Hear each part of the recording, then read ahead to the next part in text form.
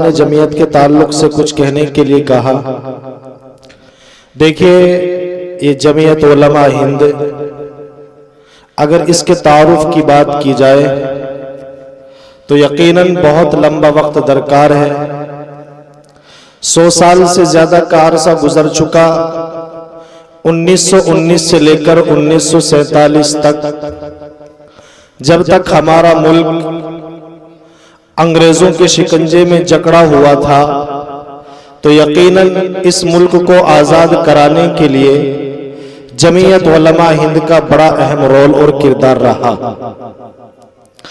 لیکن اس وقت مختصر الفاظ میں میں آپ کو جمعیت کے بنیادی 4 اصول بتانا چاہتا ہوں۔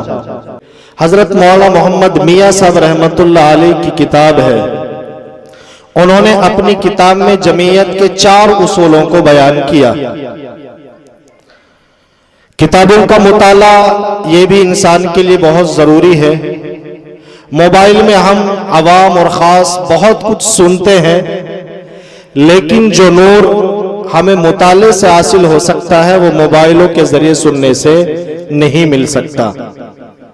اس لیے کتابوں کا مطالعہ ہر اہل علم کے لیے بہت ضروری ہے۔ 4 اصول، اور اصول ان چیزوں کو کہا جاتا ہے کہ ہر چیز کا ایک اصول ہوتا ہے، اگر اس اصول کے تحت ہم کام کریں گے تو یقیناً وہ چیز بآسانی کامیابی تک پہنچے گی، اور اگر اصول کی خلاف ورزی ہوگی تو یقیناً اس میں کہیں نہ کہیں کچھ نہ کچھ کمی ضرور ہوگی۔ حضرت مولانا محمد میاں صاحب رحمت اللہ علیہ نے اپنی کتاب میں جمعیت کے 4 اصول لکھے جو بنیادی اصول ہیں، اور یہ جمعیت کے اپنے ایک اجزاء ہیں۔ سب سے پہلا جز اور سب سے پہلا حصہ، سب سے پہلا اصول عدم تشدد، یعنی امن اور شانتی۔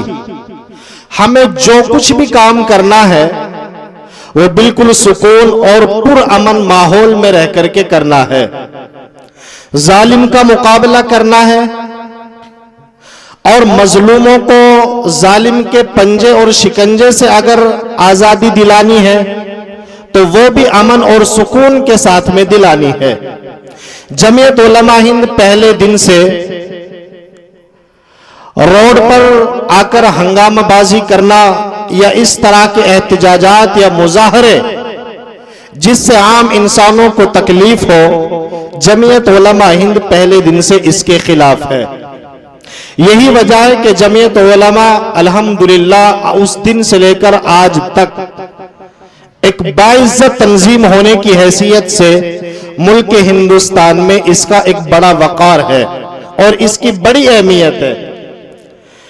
جمعیت علماء جو بھی کام کرتی ہے وہ اپنے ایک وقار اور بغیر تشدد کے کرتی ہے۔ اگر اپنے آپ کو عدلیہ سے، عدالتوں سے یا حکومت سے کوئی بات منوانی ہے تو جمعیت کا ماننا یہ ہے کہ اگر روڈ پہ آ کر کسی کی گاڑی کا ایک کانچ بھی ٹوٹ جاتا ہے تو گویا کہ ہم نے اس پر بہت بڑا ظلم کیا ہے۔ تو جمعیت کا سب سے پہلا اصول یہ ہے کہ ہمیں امن اور شانتی کے ساتھ میں ماحول کو بنانا ہے۔ اور دوسرا اصول فرقہ پرستی کا خاتمہ ہے۔ اب وہ فرقہ پرستی چاہے وہ کسی مسلم پارٹی یا مسلم تنظیم کی طرف سے ہو یا کسی غیر مسلم پارٹی یا کسی غیر مسلم تنظیم کی طرف سے ہو، فرقہ پرستی ایسا زہر ہے، جمعیت علماء کا ماننا ہے کہ اس فرقہ پرستی سے ملک ہندوستان کبھی بھی ترقی نہیں کر سکتا۔ یہ فرقہ پرستی ملک ہندوستان کے لیے ایسا خطرناک زہر ہے کہ جس زہر کو پی کر انسان تباہ اور برباد ہی ہو جاتا ہے۔ اس لیے جس دن سے جمعیت علماء ہند کی تشکیل ہوئی اور یہ جمعیت عمل میں آئی، فرقہ پرستی کے خلاف جمعیت کے مظاہرے اور احتجاج اور جمعیت کے بینر تلے جب بھی پروگرام ہوتے ہیں تو فرقہ پرستی کے خلاف ہی پروگرام ہوتے ہیں، اور الحمدللہ کامیابی بھی ملتی ہے۔ اسی طرح سے جمعیت علماء ہند کا تیسرا اصول ہے تحفظ جمہوریت۔ آزادی. اور یہ جمہوریت وہ ہے کہ جس جمہوریت کے بینر کے نیچے ملک ہندوستان میں رہنے والے تمام مذاہب اور مسالک کے لوگ اپنے اپنے طور سے اپنی عبادتیں اور اپنے اپنے کاموں کو انجام دیتے ہیں. اس لیے جمعیت علماء کا تیسرا اہم اصول تحفظ جمہوریت ہے. اور جمعیت علماء ہند کا چوتھا اصول کہ جمعیت علماء ہند باقاعدہ طور پر جمعیت ہونے کی حیثیت سے کسی بھی پارٹی کی نمائندگی نہیں کرتی. سیاسی پارٹی کی الیکشن وغیرہ کے وقت میں کسی بھی سیاسی پارٹی کی جمعیت علماء ہند نمائندگی نہیں کرتی ہے. ان چار اصولوں کے ساتھ الحمدللہ یہ جمعیت علماء ہند پہلے دن سے کام کر رہی ہے اور کرتی رہے گی. اور ان چار اصولوں کے تحت جمعیت علماء ہند الحمدللہ کامیاب بھی ہے. جہاں جہاں بھی مسلمانوں کے خلاف یا غیر مسلموں کے خلاف اگر کوئی اس طرح کی چیز آتی ہے تو جمعیت علماء ہند سب سے پہلا قدم اٹھاتی ہے. آج کا یہ پروگرام الحمدللہ سیرت النبی صلی اللہ علیہ وسلم جو کانفرنس ہے یہ جمعیت علماء کے بینر کے نیچے ہے.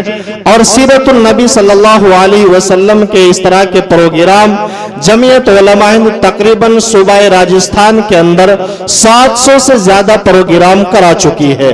اور سیرت کے پروگرام کا ہونا مسلمانوں کے لیے یہ بڑا اہم اور ضروری چیز ہے. اس لیے کہ نبی کی سیرت اور نبی کے اخلاق اور نبی کے متعلق مسلمانوں کو جاننا یہ اپنے وجود سے بھی زیادہ جاننا ضروری ہے. اگر مسلمان نبی کے متعلق نہیں پہچان سکتے تو پھر اس مسلمان کے دل میں شاید ایمان کی کمی ضرور رہ جائے گی. اس لیے میرے بھائیوں یہ مختصر وقت میں نے جمعیت علماء کا تعارف کرایا. آخر میں آپ سے یہی بات کہوں گا کہ جو بھی بات آپ کہیں یا سنیں تو مطالعے کے تعلق سے کریں. آپ حضرات نے بار بار سنا ہوگا نبی اکرم صلی اللہ علیہ وسلم کی سیرت کو لے کر کہ حضرت آدم علیہ السلام سے لے کر جتنے بھی انبیاء آئے ان تمام نبیوں نے نبی اکرم صلی اللہ علیہ وسلم کی امت میں ہونے کی خواہش ظاہر کی ہے. یہ ہمیں کسی حدیث سے نہیں ملتا. یہ روایت بیان کرنے کے قابل نہیں ہے چاہے وہ حضرت موسیٰ علیہ السلام ہو یا کوئی بھی ہو. ہاں اتنی بات ضرور ہے جسے قرآن کریم میں اللہ نے فرمایا حضرت عیسیٰ کے بارے میں وَمُبَشِّرًا بِرَسُولٍ يَأْتِي مِن بَعْدِ اسْمُهُ احمد کہ حضرت عیسیٰ علیہ السلام نے اپنا حواریین کو خوشخبری دی کہ میرے بعد ایک نبی آنے والا ہے جس کا نام احمد ہے. سارے نبیوں نے آپ کے آنے کی خوشخبری دی.